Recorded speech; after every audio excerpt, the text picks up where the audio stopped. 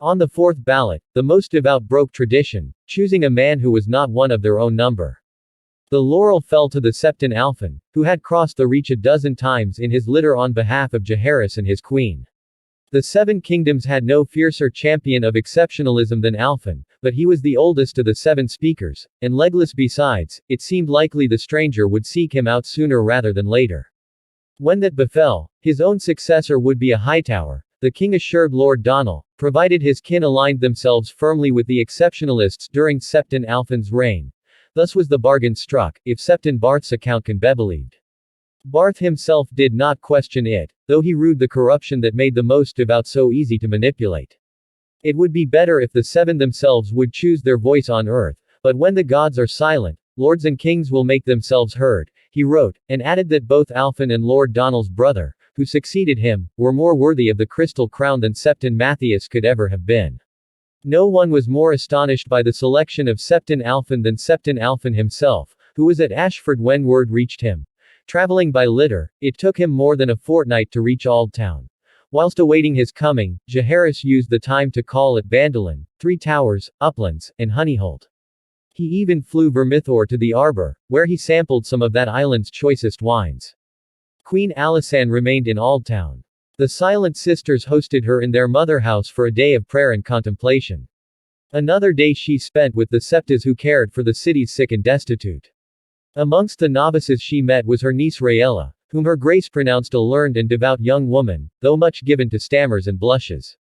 For 3 days she lost herself in the Citadel's great library, emerging only to attend lectures on the Valyrian dragon wars, leechcraft, and the gods of the Summer Isles. Afterward she feasted the assembled archmaesters in their own dining hall, and even presumed to lecture them. If I had not become queen, I might have liked to be a maester, she told the conclave. I read, I write, I think, I am not afraid of ravens, or a bit of blood. There are other high-born girls who feel the same. Why not admit them to your citadel? If they cannot keep up, send them home, the way you send home boys who are not clever enough. If you would give the girls a chance, you might be surprised by how many forge a chain. The archmaesters, loath to gainsay the queen, smiled at her words and bobbed their heads and assured her grace that they would consider her proposal. Once the new High Septon reached Aldtown, stood his vigil in the Starry Sept, and had been duly anointed and consecrated to the Seven, forsaking his earthly name and all earthly ties, he blessed King Jaehaerys and Queen Alysanne at a solemn public ceremony. The Kingsguard and a company of retainers had joined the king and queen as well by that point, so his grace decided to return by way of the Dornish Marches and the Stormlands. Visits at Hornhill, Nightsong, and Blackhaven followed. Queen Alysanne found the last especially congenial. Though his castle was small and modest compared to the great halls of the realm, Lord Dondarrion was a splendid host and his son Simon played the high harp as well as he jousted, and entertained the royal couple by night with sad songs of star-crossed lovers and the fall of kings. So taken with him was the queen that the party lingered longer at Blackhaven than they had intended. They were still there when a raven reached them from Storm's End with dire tidings. Their mother, Queen Alyssa, was at the point of death. Once more Vermithor and Silverwing took to the skies, to bring the king and queen to their mother's side as quickly as possible. The remainder of the royal party would follow overland by way of Stonehelm, Crow's Nest, and Griffin's Roost, under the command of Sir Giles Morrigan, Lord Commander of the Kingsguard. The great Baratheon stronghold of Storm's End has but a single tower, the massive drum tower raised by Durin Godsgrief during the Age of Heroes to stand against the wrath of the Storm God. At the top of that tower, beneath only the maester's cell and the rookery, Alysanne and Jaehaerys found their mother asleep in a bed that stank of urine, drenched in sweat and gaunt as a crone, save for her swollen belly. A maester, a midwife, and 3 bedmaids were in attendance on her, each grimmer than the last. Jaehaerys discovered Lord Rogar seated outside the chamber door, drunk and despairing. When the king demanded to know why he was not with his wife, the Lord of Storm's End growled, "The stranger's in that room. I can smell him." A cup of wine tinged with sweet sleep was all that allowed Queen Alyssa even this brief respite, Maester Kyrie explained. Alyssa had been in agony for some hours before. She was screaming so, one of the servants added. Every bit o' food we give her comes back up, and she's having awful pain. She was not due, Queen Alysanne said, in tears. Not yet. Not for a moon's turn, confirmed the midwife. This is no labor, my lords. Something's tore inside her. Babe's dying, or will be dead soon. The mother's too old, she's no strength to push, and the babe's twisted around, it's no good. They'll be gone by first light, both o' them. Begging your pardons. Maester Kyrie did not disagree. Milk of the poppy would relieve the queen's pain, he said, and he had a strong draught prepared. But it could kill her grace as easily as help her, and would almost certainly kill the child inside her. When Jaehaerys asked what could be done, the maester said, for the queen. Nothing. She is beyond my power to save. There is a chance, a slight chance, that I could save the child. To do so I would need to cut the mother open and remove the child from her womb. The babe might live, or not. The woman will die. His words set Queen Alysanne to weeping. The king said only, the woman is my mother, and a queen, in a heavy tone.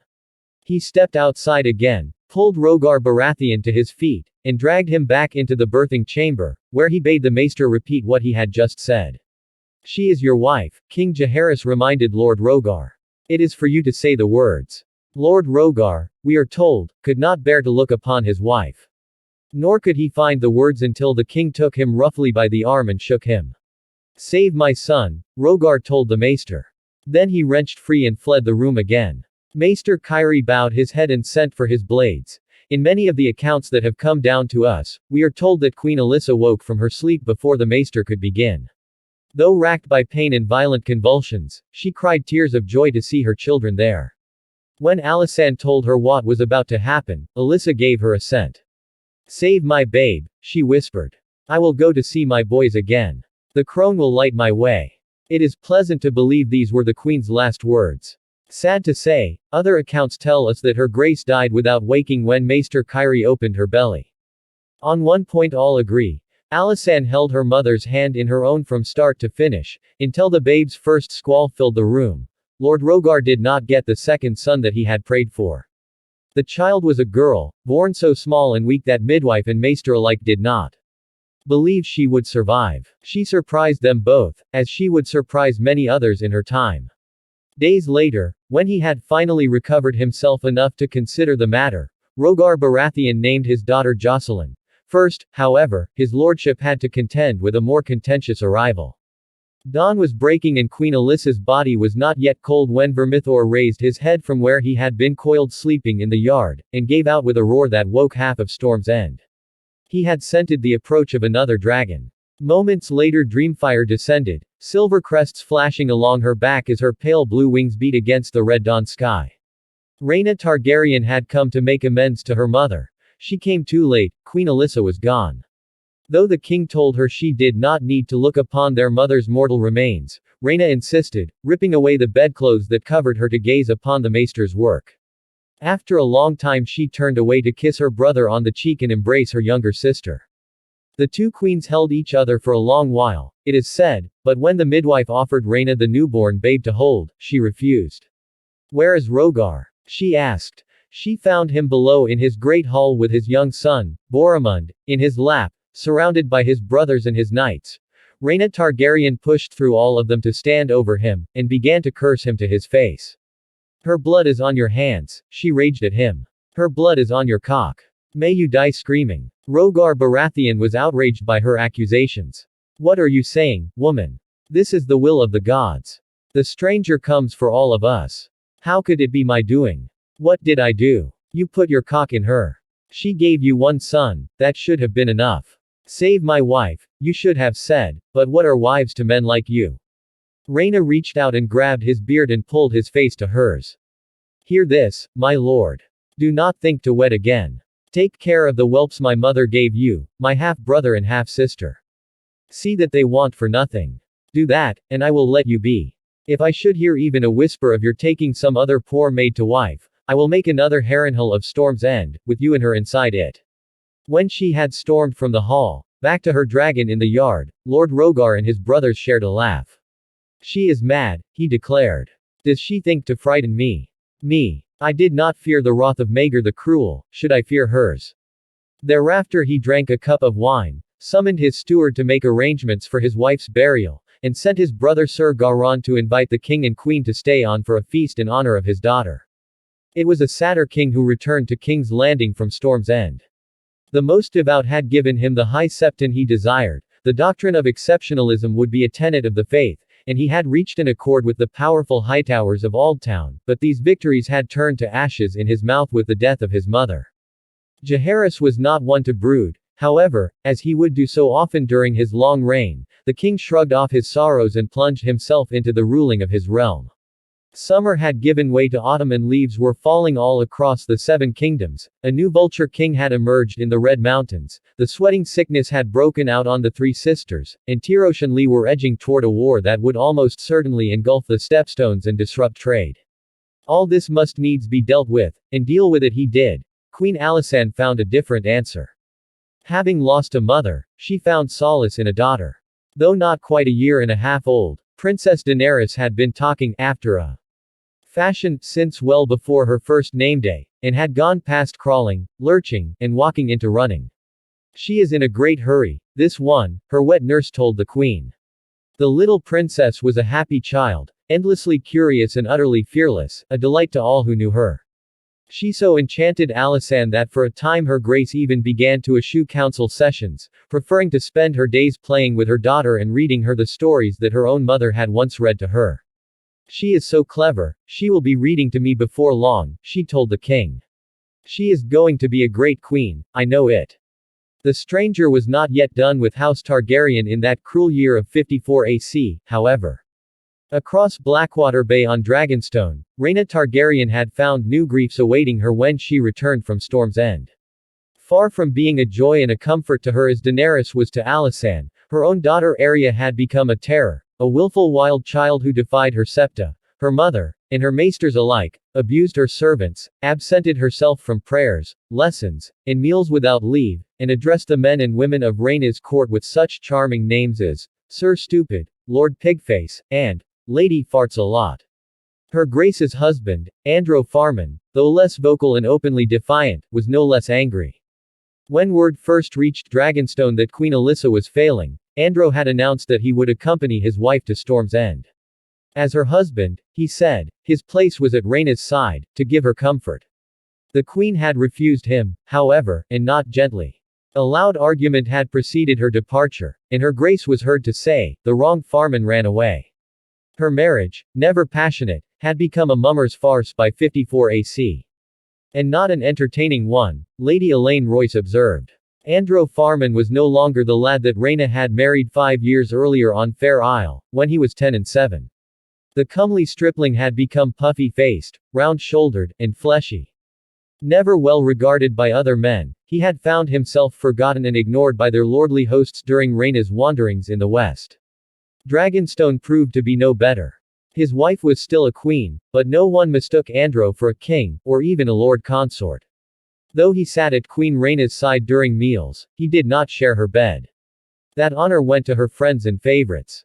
His own bedchamber was in an altogether different tower from hers.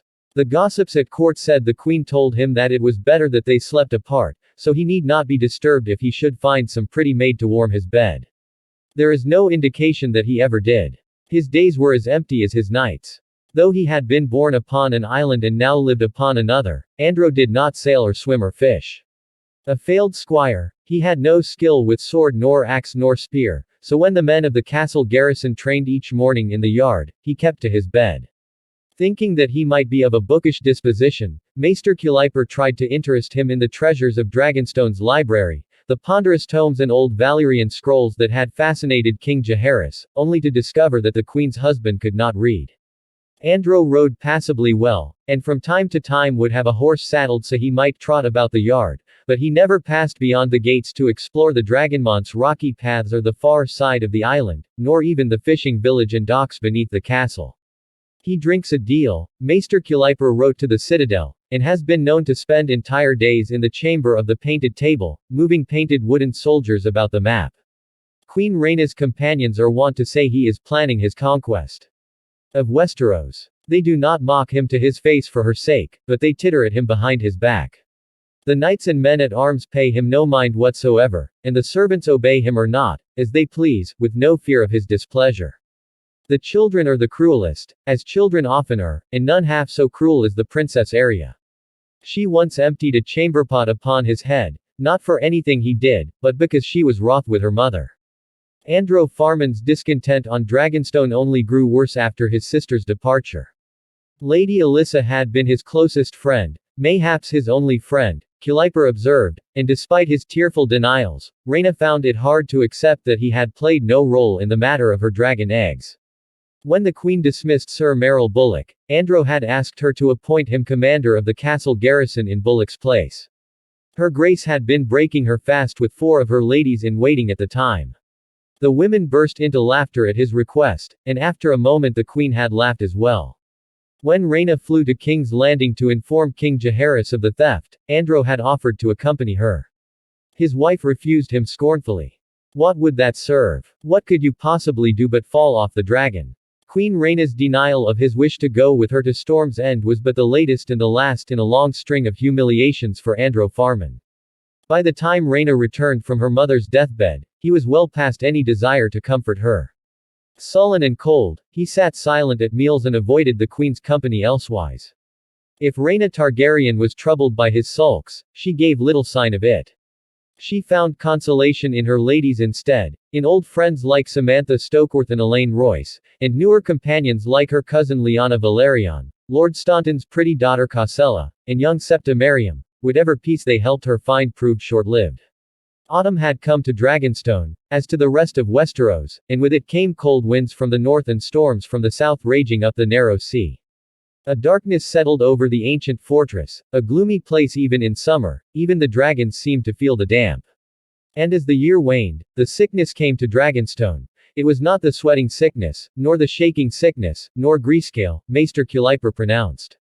The first sign was a bloody stool, followed by a terrible cramping in the gut. There were a number of diseases that could be the cause, he told the Queen. Which of those might be to blame he never determined, for Kuiper himself was the first to die, less than 2 days after he began to feel ill. Maester Anselm, who took his place, thought his age to blame. Kuiper had been closer to 90 than to 80, and not strong.